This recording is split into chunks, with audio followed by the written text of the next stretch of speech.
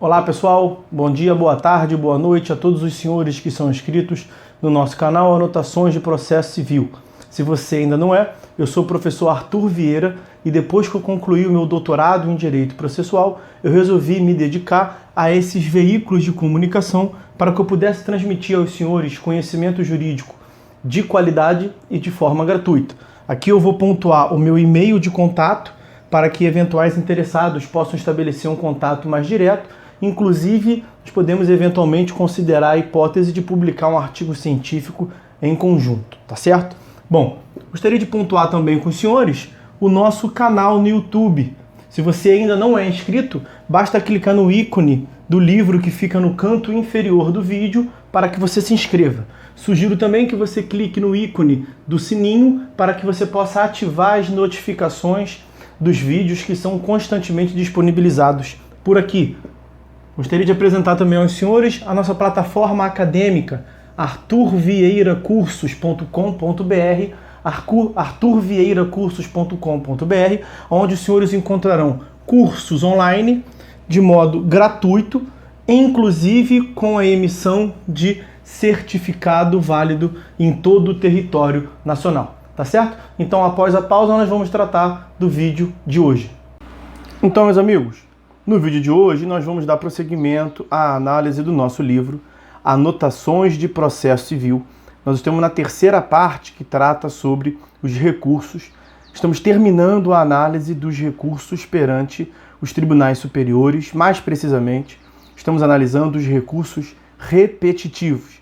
E nós vamos tratar no vídeo de hoje, que está destacado na tela aí para os senhores, o processamento desses recursos repetitivos no Tribunal Superior e o seu julgamento. Vamos ao ponto. Conforme dispõe o parágrafo 4º do artigo 1037, os recursos afetados devem ser julgados dentro de 1 ano, tendo preferência sobre todos os demais, exceto os casos envolvendo o réu preso e os pedidos de habeas corpus. No julgamento do recurso amostra, o relator poderá não só admitir, como também solicitar a manifestação de terceiros, pessoas, órgãos ou entidades com interesse na controvérsia, considerando a relevância da matéria e nos termos do regimento interno do respectivo tribunal. É o que dispõe o parágrafo 1º do artigo 1038 do CPC. Essa regra é de todo justificável quando se considera que o julgamento do recurso amostra é apto a ter relevância que vai além do processo em que foi realizado. Segundo estabelece o artigo 1038, ao autorizar a participação do amicus curiae, deve o relator considerar a especificidade do tema e a adequada representatividade desse terceiro. Conforme já manifestamos em outro espaço, é razoável supor que poderão intervir todos os terceiros que comprovarem a condição de parte em outros processos em que há ou tende a haver recurso sobre a idêntica questão, desde que demonstrem que tem algum argumento útil, algum subsídio relevante para acrescentar à discussão já instaurada. É o que se tem chamado de contributividade adequada. Além disso, o inciso 2º do artigo 1038 permite a convocação pelo relator de audiências públicas, nas quais serão ouvidos depoimentos de pessoas com experiência e conhecimento na matéria. A rigor, a oportunidade que se abre à exaustiva argumentação em sede de recursos repetitivos deve aprimorar o procedimento da formação do precedente, legitimando e qualificando sua decisão. O relator também requisitará aos tribunais de 2º grau de todo o país informações acerca da controvérsia, após o que chamará o Ministério Público a manifestar-se. É nesse sentido o inciso 3º do artigo 1038. Os tribunais e o Ministério Público terão prazos sucessivos de 15 dias para as suas manifestações, sendo elas apresentadas preferencialmente por meio eletrônico. Em seguida, o recurso amostra é incluído em pauta para julgamento. A solução da questão jurídica repetitiva constituirá a decisão quadro, pronunciamento destinado a ser aplicado a todos os outros casos que versem sobre a mesma questão. O parágrafo 3º desse artigo 1038 exige que nessa decisão quadro estejam contidos todos os fundamentos da tese jurídica. A redação original do CPC de 2015 explicitava que no acórdão deveria constar a análise dos argumentos favoráveis e contrários à conclusão a que chegou o órgão julgador. A Lei 13.256 de 2016 alterou o Código para suprimir essa disposição. Apesar disso, a exigência continua vigente por força do parágrafo 1º do artigo 489, que trata das regras que devem ser observadas para que se considerem fundamentadas as decisões. Se, além das questões submetidas a julgamento pelo regime dos recursos repetitivos, o recurso à mostra contiver outras questões que não foram objeto de afetação, o Tribunal Superior decidirá primeiro aquela que foi afetada e depois as demais, lavrando um acórdão específico para cada processo. Parágrafo 7º do artigo 1037. Se mais de um recurso utilizado como amostra tiver questões específicas alheias a que foi afetada, haverá um acórdão próprio para as questões específicas de cada recurso. Cada um desses acórdãos também veiculará aquele mesmo julgamento da questão afetada. Efeitos. O julgamento do recurso amostra no procedimento de recursos repetitivos produz diversos efeitos, cuja incidência vai além dos recursos sobrestados no próprio Tribunal Superior ou nos tribunais intermediários, tribunais ACOR. Efeitos conforme grau de jurisdição e fase do processo. Quanto aos recursos sobrestados no respectivo Tribunal Superior, prevê o artigo 1039. Serão declarados prejudicados se a decisão recorrida estiver de acordo com o entendimento firmado. Agora, se a decisão recorrida for contrária ao entendimento firmado, os recursos, desde que preencham seus pressupostos de admissibilidade, serão decididos em seu mérito para aplicação da tese fixada na decisão 4. Tratando-se de recursos extraordinários afetados, se o STF negar a existência da repercussão geral, os demais recursos de matéria idêntica serão automaticamente inadmitidos, pela falta desse pressuposto de admissibilidade específico que é a repercussão geral. Em relação aos recursos especiais e extraordinários que tiverem sido sobrestados na origem nos tribunais ACO, em primeiro lugar, o presidente ou vice-presidente do tribunal de origem negará seguimento àqueles interpostos contra acórdãos que estejam em conformidade com a tese fixada na decisão quadro, inciso 1º do artigo 1040.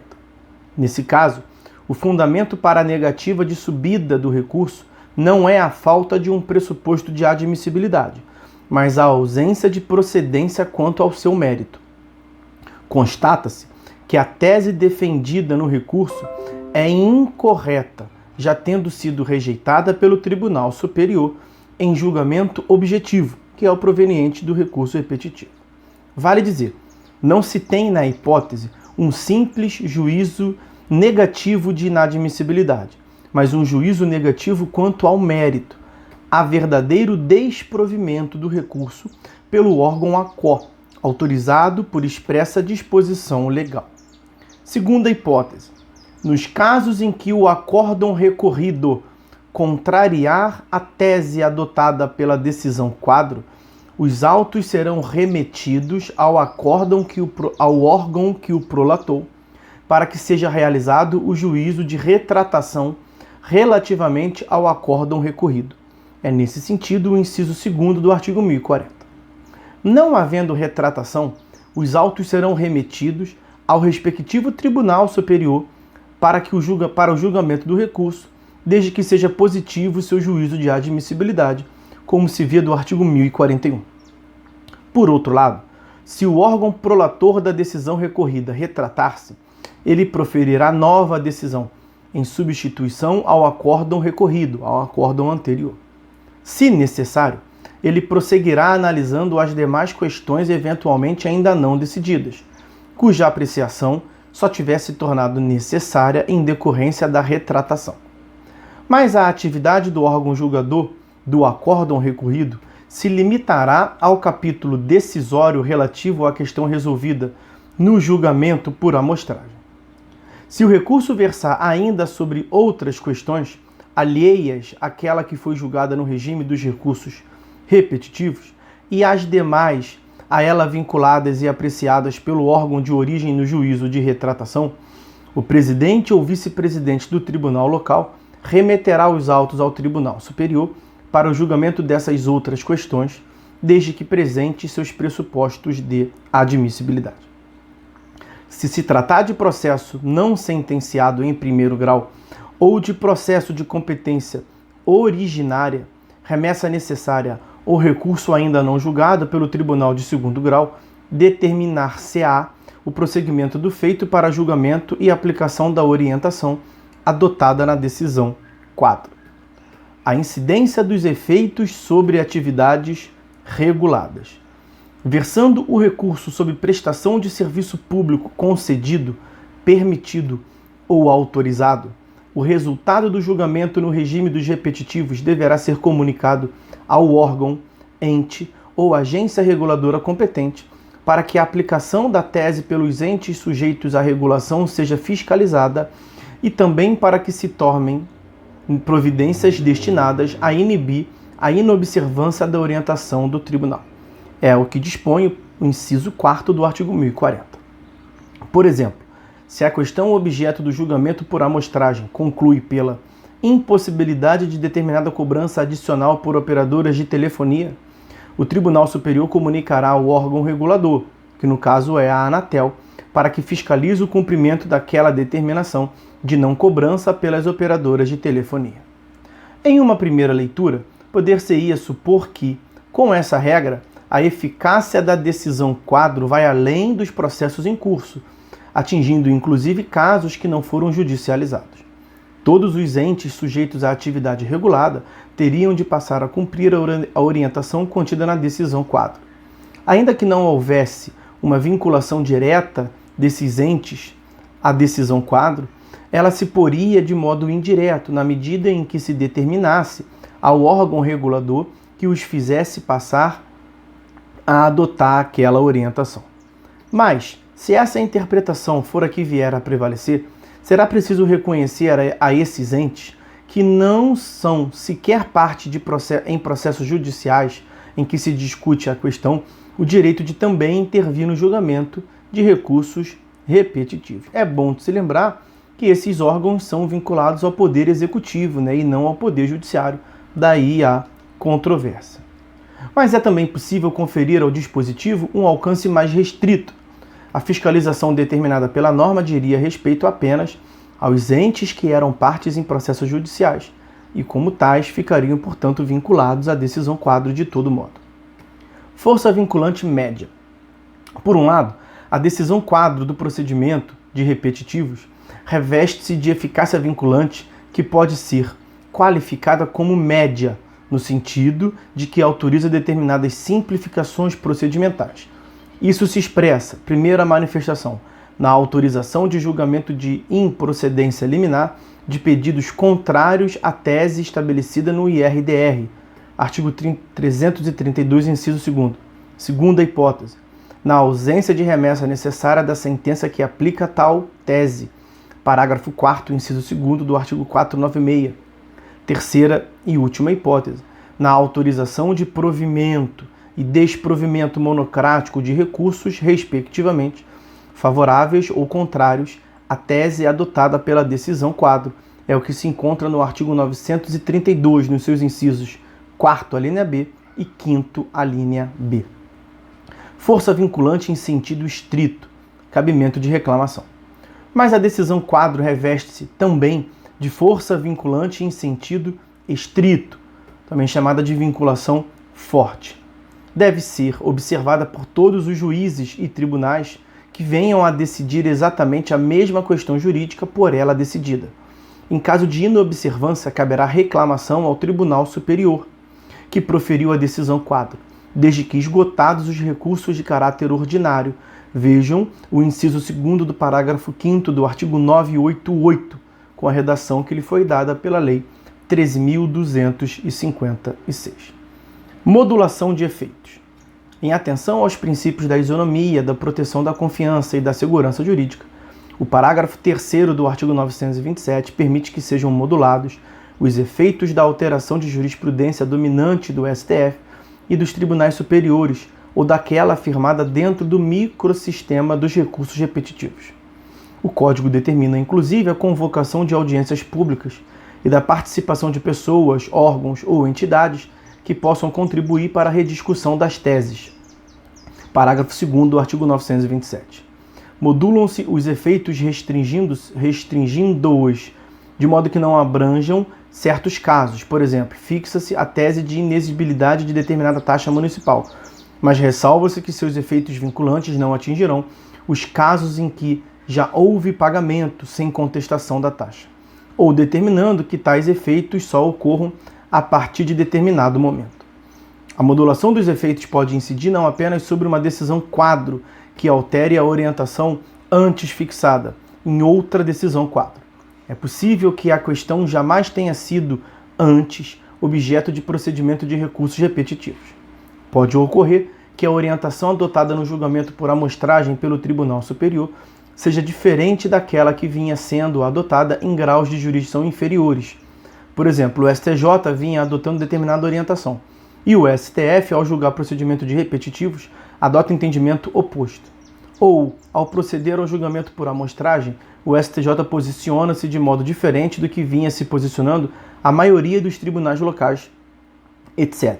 Ou até mesmo que houvesse uma situação de absoluta indefinição nos graus de jurisdição inferiores, de modo que seria excessivamente impactante a aplicação retroativa do entendimento estabelecido na decisão quadro.